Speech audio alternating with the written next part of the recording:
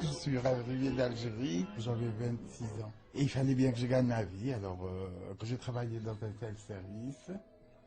Au bout de 2 mois, j'ai dit non, cette vie de faire le ménage dans le self-service, c'est pas arrangeant. Et quand j'étais né d'une famille pauvre, il fallait bien que j'aide mes parents. Alors je me suis lancé dans le métier. J'étais au moins, je savais que ça rapportait. Et ça m'a rapporté.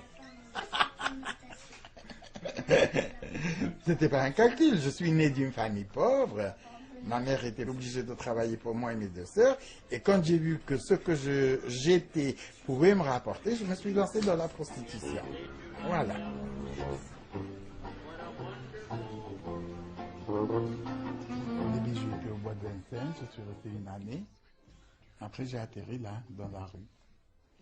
La rue était pleine de filles, du tabac qui gagne jusqu'en haut. Les vents ont changé depuis 78. Les hôtels n'avaient plus le droit de prendre des filles, donc quand tu voulais travailler, il faut que tu aies un studio, tu travailles tout seul. Moi, j'ai pris un studio à partir de 76. J'ai pris au 9 rue André-Antoine, en bas, plus bas. Et à l'époque, les travestis n'avaient pas le droit de se mettre dans la rue André-Antoine, on se mettait à la rue Houdon. Là, à la rue Houdon, il y avait des Antillais, à Guadeloupe, Martinique. Rue du Perret, il y avait Brésiliens, Portugais, Espagnols. Et moi, je me suis mis avec les Antillais. J'étais le seul arabe. Bon, il y en avait qui défendaient leur bourse, c'est obligé, mais c'était très sympa. Je gagnais ma vie, j'essayais de sortir ma mère de la merde, et c'est tout. Ma mère savait, même elle venait me voir. Au début, ça l'a dérangée parce qu'elle était choquée. Une vieille femme arabe qui n'a jamais vu ça, de voir son fils du jour au lendemain avec des seins, elle savait plus où s'en tenir, elle savait plus ce qu'elle voyait, mais à la langue, je lui ai expliqué gentiment. Parce que je n'ai jamais fait d'études ou quoi que ce soit, mais je m'en suis sorti de la merde. Je ne peux pas faire ce que j'ai fait il y a 25 ans, 30 ans. Mais je bricole toujours. Bon, je ne fais pas 25 clients par jour, j'en fais toujours un, deux. Heureusement, j'ai quelques clients qui sont toujours fidèles, qui ne viennent pas tous les jours, mais je les vois de temps en temps, et c'est tout. C'est une copine à moi qui travaille au bois. Alors, comme elle habite dans un quartier où on ne peut pas sortir en femme, elle vient là. Mais elle fait ça plutôt pour le plaisir. Je ne me suis jamais attaché.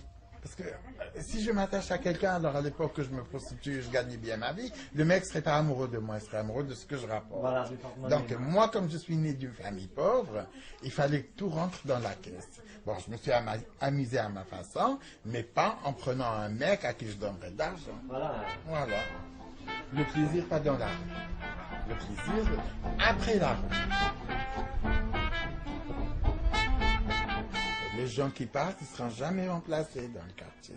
De toute façon, tous les travestis qui sont dans le quartier, il n'y en a aucun d'eux qui a moins de 60 ans. Et il n'y aura pas de travesti qui va venir à Rivière et acheter. Parce que les studios dans le quartier deviennent de plus en plus chers. Donc un petit travesti qui arrive, il est obligé de passer par les grands boulevards, aller au bois, faire des économies et acheter. C'est devenu trop dur. Pigalle, c'était Pigalle. C'est un endroit où les gens voulaient aller s'amuser. Et ça a duré des années. Jusqu'à ce qu'un jour, la mairie vienne nous exproprier. Alors, il y en a qui sont partis du quartier, il y a d'autres qui sont restés comme moi. On était au moins une dizaine à rester dans le quartier.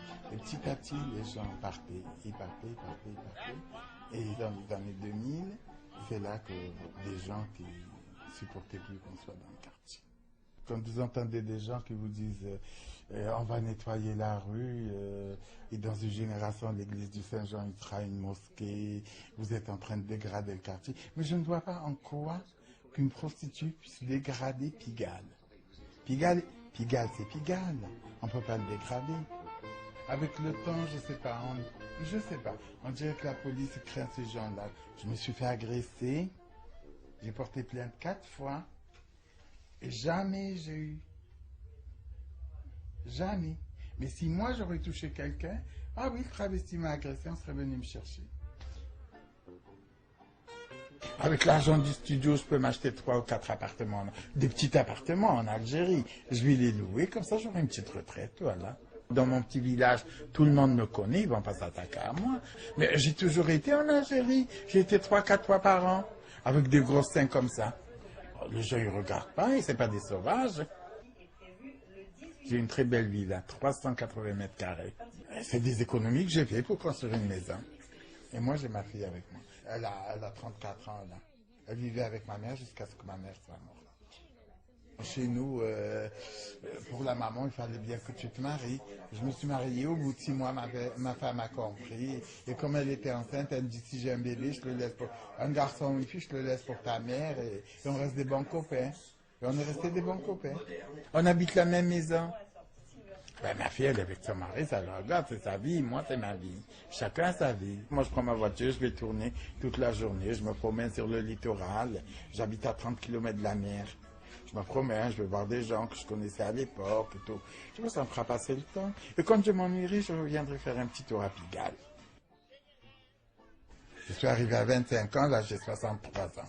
Bientôt. Ah, c'est obligé que ça va me manquer. On ne peut pas changer de vie du jour au lendemain. Je ne regrette rien, comme elle a dit Edith Piaf. Il n'y a rien à regretter. Ce qui est arrivé est arrivé. C'est fait, c'est fait.